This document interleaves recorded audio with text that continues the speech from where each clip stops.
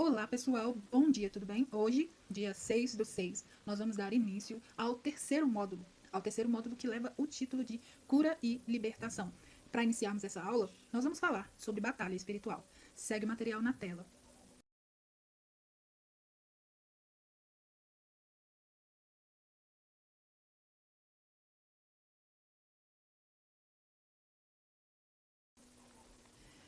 Nesse material, vocês vão perceber aí a princípio o tema batalha espiritual e eu queria abordar com vocês sobre o que é exatamente a guerra espiritual. E para a gente ter, né, essa visão melhor que eu posso usar aqui com vocês é a gente pensar em dois reinos que estão em conflito. Mas aqui não é sobre qual Deus vai vencer, se é Satanás ou se é Deus. A gente sabe que Jesus Cristo já venceu ali na cruz do Calvário. O reino que se trata aqui e que está em conflito é onde o mal tenta tirar o máximo possíveis desse reino que já é mais do que vencedor, tirá-los desse lugar, dessa posição, para que eles sejam enganados e assim perca. Por isso existe ainda uma batalha espiritual. Não é sobre o nosso Deus, ele é mais do que vencedor, ele é Deus.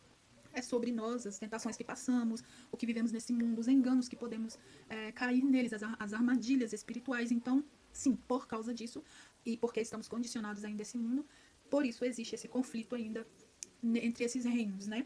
E a Bíblia ensina que o universo ele não é neutro. Nós estamos vendo isso aí no material, que há uma batalha em andamento entre o reino de Deus, que é a luz, a vida, e o reino das trevas, que é a escuridão, mentira e destruição. A guerra espiritual é esse conflito invisível que ele vai acontecer nessa esfera espiritual, mas ele vai ter efeitos diretos na nossa vida prática, ali, no dia a dia, sabe? Nos nossos pensamentos, nas nossas emoções, na nossa família e na sociedade. O texto para poder dar início a esse estudo se encontra ali em Efésios 12. É aquele texto que fala assim, ó, porque a nossa luta não é contra a carne e sangue, né, seres humanos. A nossa luta, na verdade, é contra os principados, contra as potestades, contra os governadores do mundo tenebroso e contra as forças espirituais do mal nas regiões celestes.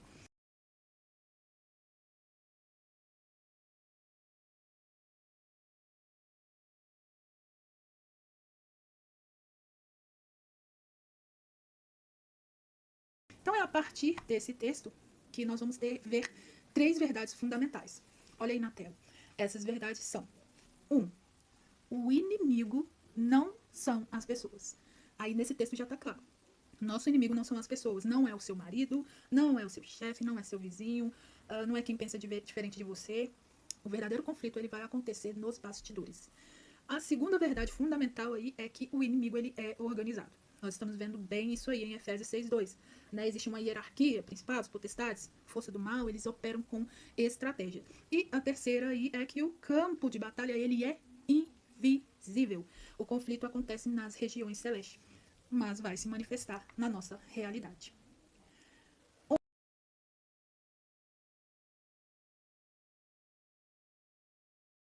Onde e como o inimigo ataca? Onde? Os campos de batalha, onde que é isso? Onde que isso acontece?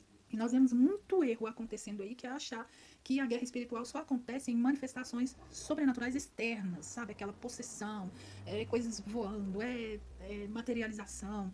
E, na verdade, os ataques mais perigosos, eles são os sutis, aqueles que são diários. Eles se concentram nas três áreas principais aqui, olha. Então, vamos ver onde acontecem esses ataques espirituais. O primeiro campo de batalha é a sua mente, é a minha mente. É ali o campo das mentiras. O principal campo de batalha é nesse lugar, é na nossa mente. O inimigo é chamado na Bíblia de pai da mentira. Pai da mentira. Em João 8:44 vai falar sobre isso. É verdade que ele não pode ler os nossos pensamentos, mas ele pode sugerir pensamentos. Ele pode lançar dúvidas, acusações na sua mente, culpas. Quantas pessoas ficam presas nesse lugar, nesse campo de batalha? Totalmente reféns nesse lugar.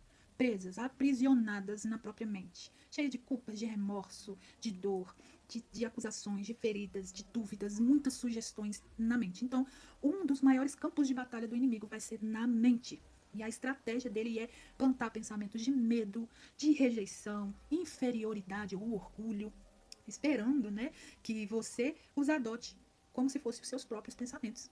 como se você acreditasse em cada uma dessas coisas. Medos irreais, medo a respeito do futuro, dores da rejeição, da tristeza, dores da inferioridade, ou então aquela pessoa que se sente muito autossuficiente, um orgulho, sabe? E se você acredita em uma mentira sobre si mesmo ou sobre Deus, você vai se tornar refém dela. Então esse é o principal campo de batalha do inimigo e é o que nós estamos vendo demais acontecendo nos dias de hoje.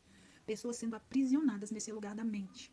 Pessoas sendo acusadas e estão morrendo muitas vezes ou tirando as suas próprias vidas porque não estão dando mais conta. É um dos principais campos de batalha. Um outro campo de batalha que acontece aqui é o coração, que é o campo das emoções e do desejo. A Bíblia diz que a nossa própria natureza humana caída, que nós chamamos de carne, tem desejos que vão lutar contra o Espírito Santo. Isso está em Gálatas 5:17. Então nós sabemos que já existe uma luta, uma guerra nesse lugar também. Quantas vezes nós caímos em ciladas, caímos em sugestões e nós deixamos nos levar pelos desejos da nossa carne, entristecendo o espírito. A estratégia do inimigo nesse lugar é usar gatilhos como ofensa, já viu?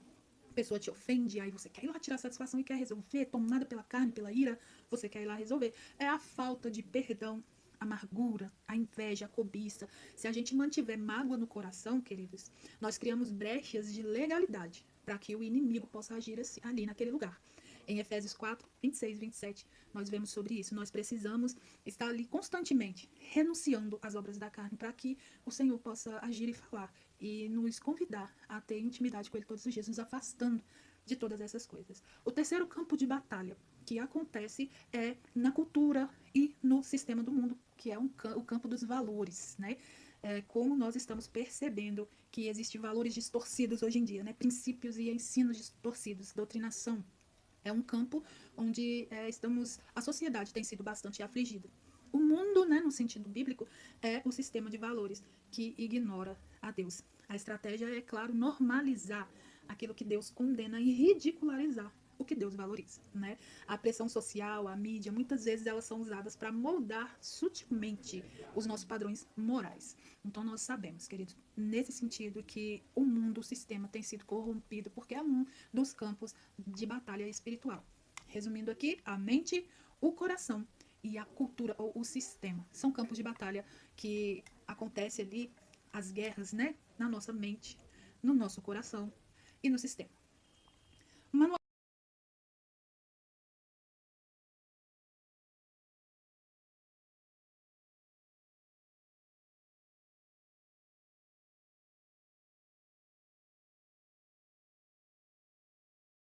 de defesa, a armadura de Deus. Nós sabemos que nenhum soldado vai para frente da batalha desprotegido, né? Já viu algum policial desprotegido indo abordar alguém? Ou numa guerra, algum soldado vai desprotegido para a guerra? Então a gente tem que entender que no mundo espiritual é desse jeito também. E Deus também disponibiliza uma armadura completa. Isso está lá em Efésios 13:18. Paulo usa a imagem lá de um soldado, lembra? Para poder ilustrar para a gente essas defesas espirituais. E ali, quando Paulo fala sobre esse soldado e a armadura que ele deve vestir, nós vamos ver que ele vai falar sobre o cinto da verdade, a couraça da justiça, o calçado do evangelho da paz, o escudo da fé, o capacete da salvação e a espada do Espírito. Porém, eu quero trazer para vocês aqui a definição, né, de cada armadura dessa, de cada item. Por exemplo, o cinto da verdade. Ele vai falar sobre integridade e verdade de Deus. Viver com honestidade ou rejeitar as mentiras e meias verdades do inimigo usando a palavra. O cinto da verdade era um utensílio ali do soldado que ele colocava ali, né, próximo à sua cintura ali, e aquilo mantinha todas as outras peças firmes. Espada, vestimenta, couraça, tudo ficava firme por ali. E não é verdade que quando você anda em integridade e verdade diante de Deus, quando você é uma pessoa honesta, pode acontecer o que for à sua volta, que aquilo firma quem você é, firma o seu caráter, conta sobre você. Esse é o cinto da verdade. A couraça da justiça, ela vai falar sobre a justiça de Cristo, que nos protege. Aquilo que Jesus conquistou para nós e nos protege. Protege nosso coração, protege as nossas emoções. Lembrar que a nossa aceitação vem de Jesus, né? E não vem de méritos. Né? Isso vai nos proteger, vai proteger as nossas emoções. O calçado do Evangelho da Paz, ele vai falar sobre a prontidão em levar o Evangelho. É uma estabilidade que você tem, né? Você está sempre pronto para levar paz onde existe um conflito, levar uma palavra de testemunho e de amor sobre Deus, né? Sobre o Senhor. O escudo da fé ele vai nos ensinar sobre a confiança absoluta nas promessas e vai apagar as setas inflamadas. É tão interessante isso que o escudo da fé, a fé que você tem, ele não vai só afastar os dardos inflamados do inimigo, ele não vai só mandar para longe, ele não vai só repreender os dardos do inimigo. O escudo da fé, ele vai apagar, entendeu? Como se não tivesse existido. Ele vai apagar contra todos os dardos do inimigo. Ele simplesmente faz isso quando nós confiamos no caráter de Deus, né? O capacete da salvação, que é um dos utensílios registrados ali por Paulo a respeito da vestimenta do soldado antes dele ir para a guerra, o capacete da salvação é sobre a certeza da eternidade e da sua identidade. Você protege a sua mente, sabendo para onde você vai, de onde você veio, a quem você pertence, quem você é. Porque quando você sabe quem você é, o mundo pode dizer o contrário, que você não vai se abalar, porque você sabe quem você é. Você entende quem você é. Então, o capacete da salvação vai te lembrar, vai lembrar quem você é em Deus e que o seu futuro está seguro. Seu futuro está firme nele, venha o que vier, tá bom? E a espada do Espírito? A espada do Espírito é a palavra de Deus. E ela é a única arma de ataque. Você percebe que todas as outras são armas de defesa, mas a espada do Espírito é a arma de ataque. Lembra quando Jesus estava lá sendo tentado ali no monte e Satanás entra ali para poder trazer certos tipos de dúvida ao coração de Jesus usando a própria palavra, mas Jesus sabe como era, ele respondia com a própria palavra. Era um ataque também, ele respondia com a palavra diante das tentações. E ataques é isso que nós devemos fazer, exatamente como Jesus fez lá no deserto, né?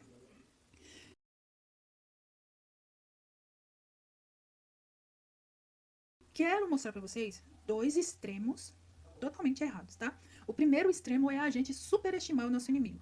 Ficar assim, nossa, ele tem muito poder, nossa, ele é muito capeta, nossa, ele é muito forte. Aquele mito da paranoia, sabe? É o erro de achar que existe um demônio atrás de cada poste, de cada arbusto, de cada mato. É culpar o mundo espiritual por todo tipo de escolha errada que você faz.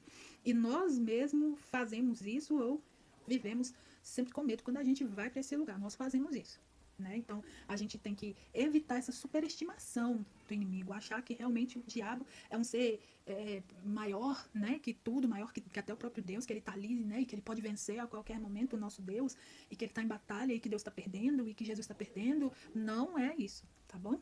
O diabo é um ser criado, ele é limitado e ele já é derrotado. Ele não é o oposto de Deus. Deus é infinito. O diabo é apenas um anjo caído, né? Mas também a gente não pode subestimar o inimigo, sabe? Ah, eu fui no terreno do inimigo. Subestimar o inimigo também é um problema. Achar assim que não, ele tem poder nenhum contra mim, não. Não, eu posso ir pregar lá na boca de fumo todo dia que não dá nada pra mim. Eu posso ir dentro de um prostíbulo e pregar que não vai dar nada pra mim. Nada sobre quem tem esse, não tenho nada contra quem tem esse tipo de ministério, mas são pessoas preparadas, tá? Não é qualquer pessoa que entra nesses lugares. Deus é organizado também. Existem filhos dele que são preparados por ele para cada lugar, para cada ocasião, para cada missão, tá bom? Então, se um dia Deus te chamar para isso, com certeza ele vai te preparar primeiro, tá? Então, nós não podemos subestimar o inimigo, que é o mito do ceticismo, aí a pessoa já não acredita em nada, sabe? É um erro ignorar que o mundo espiritual existe, porque existe. Então, é um erro muito grande falar assim, gente, essas coisas não existem, não. Ou então você alerta alguém sobre alguma mensagem que Deus te deu e aquela pessoa fala assim que não, é porque essa pessoa é muito paranoica. Ou então, se é um sonho que você teve e você passa pra frente, a pessoa fala que você comeu muito ovo antes de dormir, né? Então, subestimar o inimigo também é um perigo real, né? Achando que tudo vai se resolver apenas com a psicologia, achando que tudo vai se resolver com a medicina, ou com a lógica humana, ou com a própria terapia. Nem tudo se resolve ou vai se resolver com essas coisas. Existe um mundo espiritual, sim. E nós sabemos que essas áreas são importantes, a terapia, a psicologia, mas não resolve conflitos que são de raiz espiritual, tá bom? A posição correta do cristão é equilíbrio e sobriedade, gente, sobre tudo. Olhar para essa realidade, né? Sabendo que o perigo existe, mas caminhar com uma total convicção de que a vitória final já foi conquistada por Jesus na cruz. A nossa função, ela não é ganhar uma guerra, porque Jesus já ganhou. Nossa função é manter posição de vitória que ele nos deu. Essa vai ser a nossa luta. Nos manter nesse lugar de pessoas que já venceram em Cristo. É essa a nossa luta. É onde existe a batalha espiritual. Porque o inimigo vai vir com tudo para te tirar da sua posição. De quê? Posição de filhos amados, queridos, guardados e protegidos. Jesus já venceu isso por nós.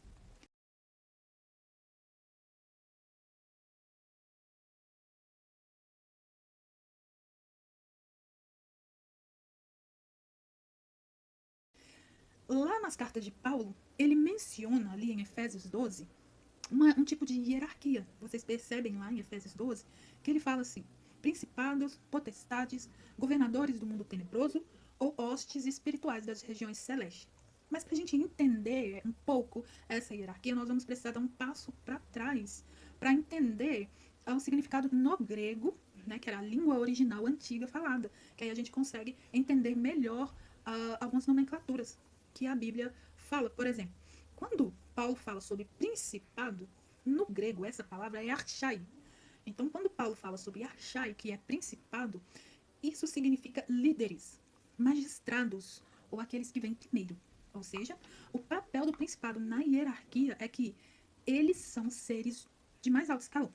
E no contexto espiritual, ele é referente a generais ou governadores espirituais de alto nível que exercem influência sobre grandes territórios, nações ou culturas inteiras, né? Culturas diversas. Um exemplo clássico disso está no livro de Daniel, no capítulo 14, onde é mencionado o príncipe da Pérsia e o príncipe da Grécia, que são seres espirituais que tentavam bloquear as respostas de Deus às orações de Daniel. Um exemplo disso é que existem nações, por exemplo, que são marcadas por muita seca, muita fome. Não que em outros lugares não existam, mas parece que é uma característica ali territorial. Outras por muitas guerras, muitas mortes por meio de guerras. Outras por pessoas que nascem com algum tipo de deficiência física e é muito comum naquele lugar. Então nós percebemos ali um certo tipo de domínio territorial. Mas uma outra nomenclatura citada por Paulo aí no texto é potestades, que no grego quer dizer exousiai. Exousiai quer dizer, exousiai no grego quer dizer potestades, e que significa para nós autoridade delegada. Ou eles têm um detentor legal, uma tarefa a executar, sabe? O papel dessa hierarquia é que se os principados são os governadores, as potestades são aqueles que vão executar as ordens desses governadores. Eles têm a permissão, eles têm o poder para agir em áreas específicas. Eles recebem ordens e vão lá executar. Esse é o papel das potestades, né? Eles operam sobre o comando dos principados, focando em impor sistemas de pensamento, controle e opressão. Outra nomenclatura usada por Paulo é dominadores deste mundo tenebroso. E no grego quer dizer cosmocratores, que é senhor do mundo, ou governantes mundiais. O papel dessa hierarquia são as forças focadas em influenciar mentalidades, a moral, a cultura da sociedade. Eles operam muito ali na questão do engano, do entendimento das pessoas, sabe? Moldando, doutrinando, né? Coisas que têm acontecido muito aqui na nossa nação. Doutrinação, espírito de engano, né? Do espírito do tempo, ideologias destrutivas, injustiças generalizadas, inversão de valores, né? Então, são os cosmocratores. A outra nomenclatura usada por Paulo nessa hierarquia é forças espirituais do mal. No grego, as forças espirituais do mal é pneumatica tesponerias. Pneumatica tesponerias é as forças espirituais do mal, que significa hostes da maldade ou espíritos malignos, tá bom? Também é ali a base da pirâmide. É um exército, né, digamos assim. Ele atua na linha de frente, diretamente contra os indivíduos. São responsáveis por tentação cotidiana, divisão, desespero, ataques diretos na vida pessoal das pessoas.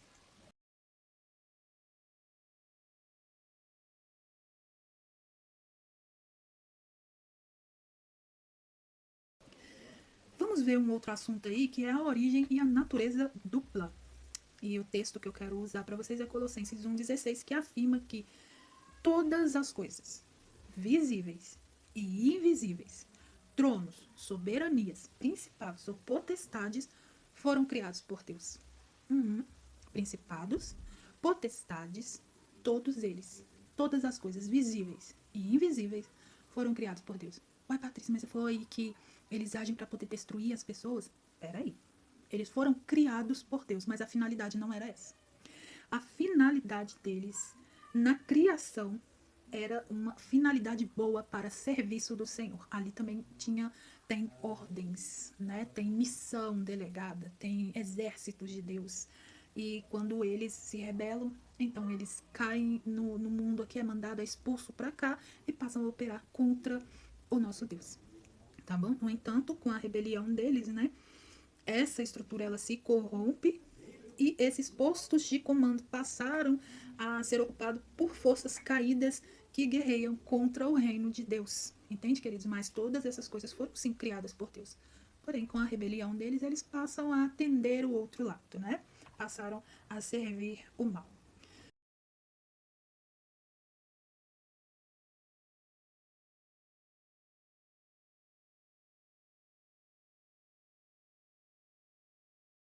Mas eu quero deixar algo aqui pra gente, que o ponto central da Bíblia não é Satanás.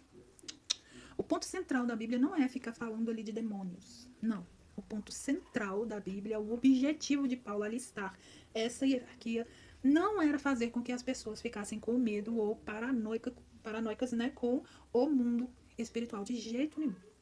O ponto, o foco principal ali era mostrar a supremacia de Cristo. A própria Bíblia ela vai fazer questão, né, ela vai dar um spoiler ali do final dessa história em dois pontos. Por exemplo, o limite do poder, que está ali em Efésios 1, de 20 a 21, está escrito que Deus ressuscitou a Cristo e o assentou à direita nas regiões celestiais, muito acima de todo principado e autoridade e poder e domínio, né?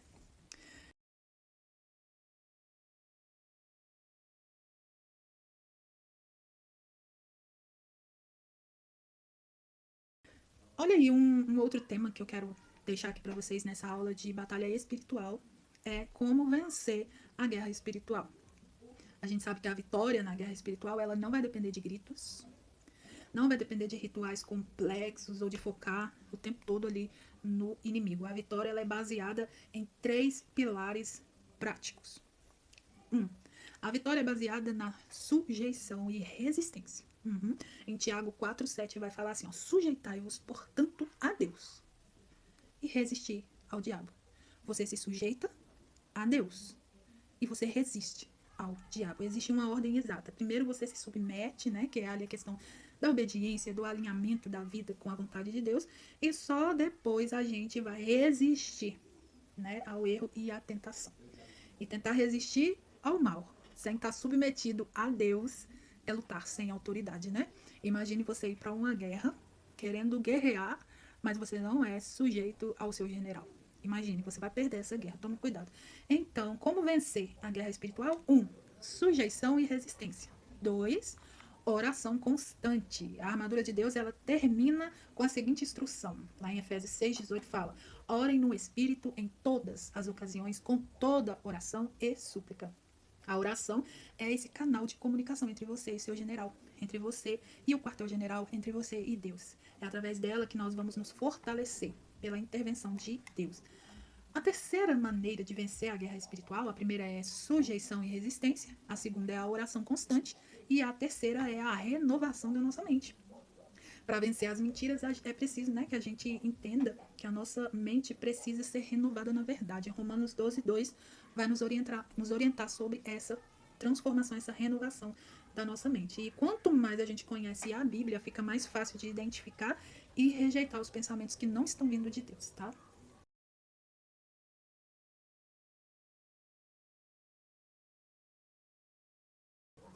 A derrota aconteceu na cruz. Em Colossenses 2,15, o texto vai dizer explicitamente para a gente assim, que na cruz Jesus despojou principados e as potestades e publicamente expôs ao desprezo, triunfando sobre eles. Ali é claro o que Jesus fez com principados e potestades. Ali deixa claro pra gente. Ele arranca, ele tira, ele despoja os principados e potestades. E depois ele expõe cada um deles ao desprezo. Ele triunfa sobre eles. Em resumo, a Bíblia ela reconhece sim que o mal é organizado e possui uma hierarquia influente, né, geográfica, cultural, pessoal, mas ela afirma também categoricamente que nenhum desses poderes está fora do controle ou acima da autoridade de Jesus. E eu quero deixar isso aqui para vocês, esse estudo dizendo para vocês que o nosso general é Cristo. Ele é varão de guerra, ele é leão de Judá. Com ele entraremos e sairemos de lá totalmente vencedores. Existe uma posição para nós, uma posição que já foi conquistada por Cristo. Ele já venceu ali na cruz. Somos filhos, somos mais que vencedores nele. Somos amados, somos queridos, fomos resgatados. Hoje nós estamos agora numa posição diferenciada. Então a maior guerra que vai acontecer é na sua mente, para te tirar desse lugar. Então não permita. Se sujeite ao Senhor.